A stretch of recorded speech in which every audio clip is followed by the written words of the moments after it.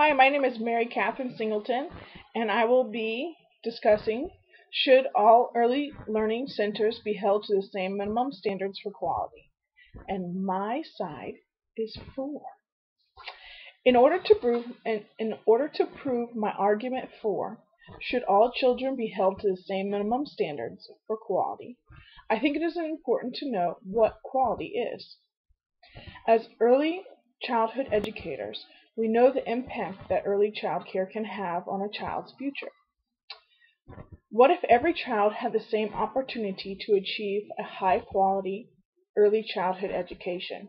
The National Education Association, the NAE, believes that a high-quality program consists of a well-rounded curriculum that supports all areas of development, appropriately assesses children for the purpose of guiding instruction, enhancing student learning, and to help identify concerns, addresses children's health, nutrition, and family needs as part of a comprehensive service network, provides small class sizes and low teacher ratios, employs well-educated and adequately paid teachers. All of these components blend together to form what a high-quality program should consist of.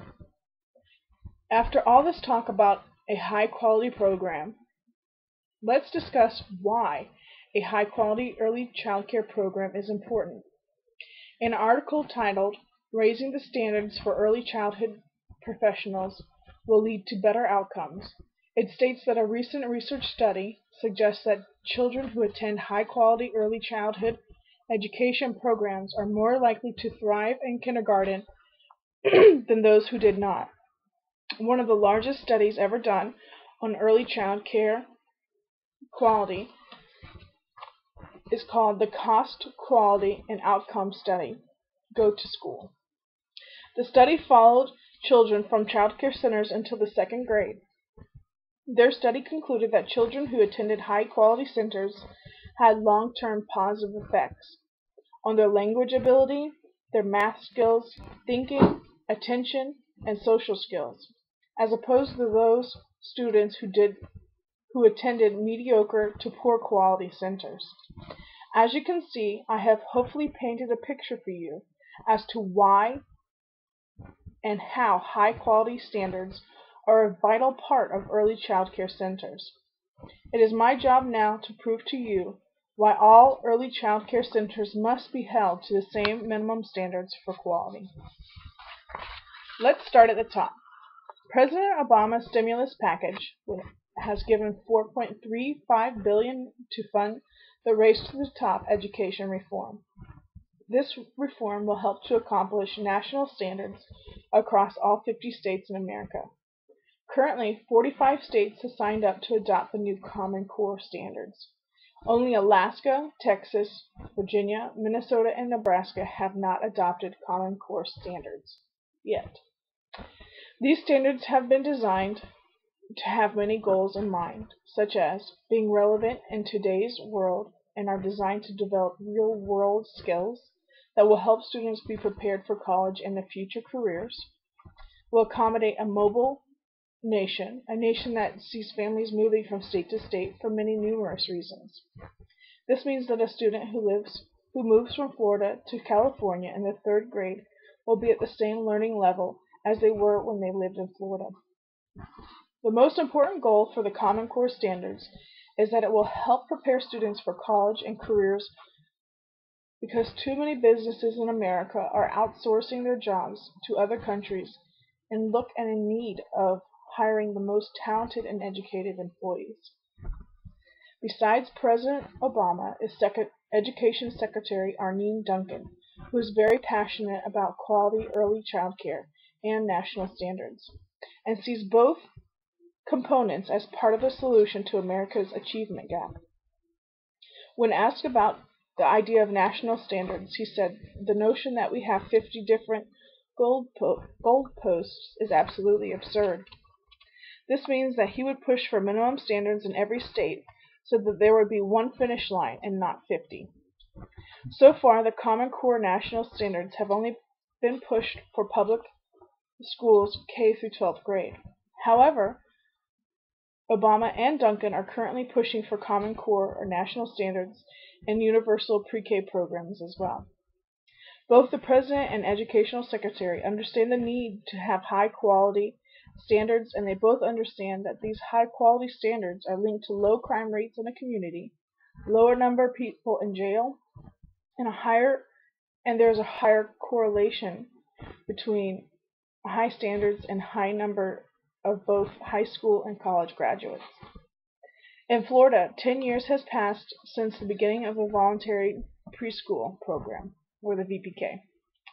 In 2011, taxpayers who were paying for the VPK program and the parents whose children were attending wanted proof that the VPK program was doing what it set out to do, which was to help transition children into kindergarten.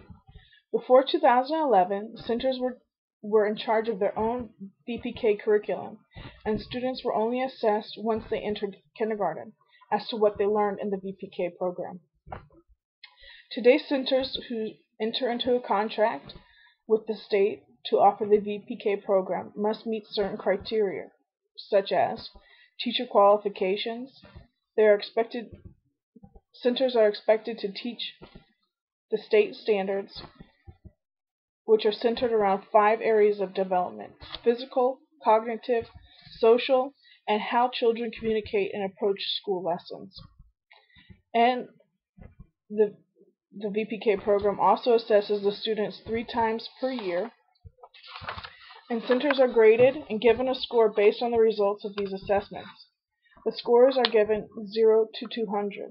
A school that scores under 140 is classified as a low-performing school and would be in jeopardy of losing state VPK funding. With the motivation of losing state funding and receiving a label such as a low-performing school, pushes centers to maintain a high level of quality in their centers. Speaking of funding, I know that this is a major case for the against. Should all children be held to the minimum standards for quality? The against side might cite where is the funding for the national standards going to come from? The way that today's standards are set up often pits state against state for educational funding. If all states were equal in standards, then the states would all have the same opportunity to receive equal funding, allowing for every child to receive a high-quality education. As of right now, the 5 states who did not sign up and implement the Common Core national standards are already losing out on funding. Obama has also come up with a way to kill 2 birds with 1 stone. By raising cigarette taxes to $1.95 a pack, he would raise over $78 billion over the next decade, which would help fund the universal pre-K and at the same time would reduce the amount of smokers as well. If there's a will to raise funding, there will be a way to raise funding.